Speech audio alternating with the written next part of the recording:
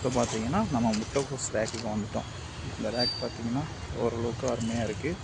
இன்னும் இது வந்து நல்லா ஈல்டுக்கு வந்த டைமில் இருக்குது. பட் இன்னும் ஈல்டு வைக்கல. ஸோ ஃபர்தராக கண்டிப்பாக ரெடி ஆகிடும். பார்த்தீங்கன்னாவே தெரியும் நமக்கு ஓரளவுக்கு பர்ஃபெக்டாக வந்துருச்சு. எதுவுமே மிஸ்டேக் ஆகலை, எதுவுமே வீண் போகலை, எல்லாமே நீட்டாக வந்துருச்சு. இதில் கொஞ்சம் சின்ன சின்ன பூச்சிகள் இப்போ தான் அட்டாக் ஆகிருக்கு, பார்த்தாலே தெரியுது. இது வந்து பூச்சிகள் வந்து சாப்பிட்றது. ஸோ நம்ம அதுக்கு சின்னதாக ஏதாவது மருந்து கொடுக்கணும். அது கம்பல்சரி நம்ம கொடுத்துக்கலாம். அது என்ன மருந்துன்னு நம்ம ஷாப்பில் கேட்டாலே சொல்லுவாங்க. ஏன்னா அக்ரிகல்ச்சர் அந்த அக்ரி ரிலேட்டடாக இருக்க அந்த அக்ரி ஒர்க் பண்ணுறவங்க ஸ்டாஃப் கிட்ட கேட்டாலே சொல்லிடுவாங்க. பார்க்கும்போதே அழகாக இருக்குது. ஆக்சுவலாக இது வந்து நம்ம உணவுப் பொருளாக பயன்படுத்துகிறோமாங்கிறத தாண்டி அழகாக தெரியுது. கண் பார்வைக்கு சூப்பராக அவ்வளோ ஹாப்பியாக இருக்குது. இதோட சுமல் தான், அதாவது பார்க்கும்போது தெரியாது. இந்த கார்டனுக்குள்ளே வரும்போது முட்டைக்கோஸோட சுமல் எப்போவுமே தனியாகவே தெரியும். ரொம்ப ஹாப்பியாகவும் இருக்கும் ஒரு சுமல் பார்க்குறப்ப. அவ்வளோ அமைதியாக அற்புதமாக இருக்கும். இப்போ ஒரு செடியை பார்த்திங்கன்னு வச்சுங்களேன், இதுதான் நல்ல க்ரோத்தான செடி. இதில் தான் இனிமேல் பூ வைக்கும். அது வைக்கிறப்ப தான் நமக்கு ஈல்டு கிடைக்கும். ஸோ பார்த்திங்கன்னா நல்ல பெரிய சைஸில் இருக்கும். அதே மாதிரி ஒவ்வொரு பூவும், ஆனால் ஒரு செடிக்கு ஒரு பூ தான் இருக்கும். அதில் பெரிய டிஸ்அட்வான்டேஜ்னால் ஒரு செடிக்கு ஒரு பூ தான் கிடைக்கும். அது ஒரு பூவோட அந்த ஈல்டு, அந்த ஒரு ஈல்டோட அந்த செடியோட க்ரோத்து வேஸ்ட், அவ்வளோதான். அதுக்கப்புறம் நம்ம அதை பயன்படுத்த முடியாது, அது வேஸ்ட் தான். பட் இதோட இலைகளையும் நம்ம வந்து உணவுக்கு பயன்படுத்தலாம். மோஸ்ட்லி இதை வந்து நம்ம உணவுக்கு பயன்படுத்துறதை தாண்டி இதோட இலைகளை வந்து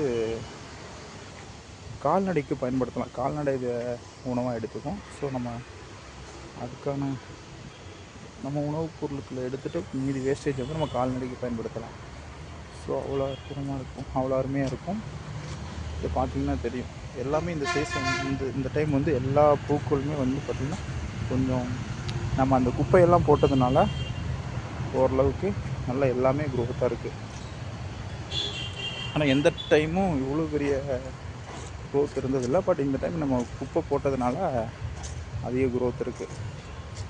பார்த்திங்கனாவே தெரியும் அவ்வளோ அழகாக அவ்வளோ அற்புதமாக இருக்குது. நான் இன்னொரு 1 வீக் ஆர் 2 வீக்ஸ்க்குள்ளே நமக்கு ஈல்டு வச்சு கிடச்சிரும். ஸோ ரிசல்ட் இருக்கும். அதாவது நம்ம பார்க்கும்போது அவ்வளோ ஹாப்பியாக இருக்குது. பார்த்தாலே தெரியும் அவ்வளோ அழகாக அற்புதமாக அவ்வளோ அருமையாக இருக்கும் ரேக் மட்டும். இதுதான் நம்ம முட்டைக்கோஸ் ரேக்கு. இந்த டைம் பார்த்திங்கன்னா வீடியோவில் நம்ம ஒவ்வொன்றும் தனித்தனியாக பார்த்துட்ருக்கோம். நம்ம எல்லாமே ஒரே வீடியோவில் எல்லா நம்ம கார்டனிங் ஃபுல்லாகவே காமிச்சிருக்கோம். இந்த டைம் தனித்தனி ரேக்காக பார்க்கலாம் அப்படின்னு ஒரு பிளான், ஒரு ஐடியாஸும் கூட. ஸோ அதனால் தனித்தனியாக பார்த்துட்ருக்கோம். ஏன்னா இந்த டைம் நம்ம எது எப்படி ஈல்டு இருக்குது, எது டேமேஜில் இருக்குது என்னங்கிறதே நம்ம பார்க்கணுங்கிறதுக்காக இதை நம்ம பார்த்துட்ருக்கோம். ஸோ இந்த இலைகளை வந்து கொஞ்சம் பாட்டமோட இலைகளை வந்து நம்ம ரிமூவ் பண்ணணும். ஏன்னா அந்த மழை பெஞ்சால் தண்ணி தங்கி அந்த அழுகிடும், அது வேஸ்ட்டாக போயிடும். ஸோ இலைகளை ரிமூவ் பண்ணணும்.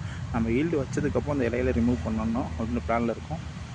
ரெண்டாவது தண்ணி விடும்போது அந்த இலைகள் வந்து அப்படியே தரையில் போடுறதுனால பூச்சிகள் அட்டாக் ஆகிறதுக்கு ஈஸியான வாய்ப்புகள் இருக்கும். ஸோ தரையோட தரையாக இருக்கிறதுனால. ஸோ அதை தடுக்கிறதுக்காகவும் நம்ம அந்த பிளானில் இருக்கோம்.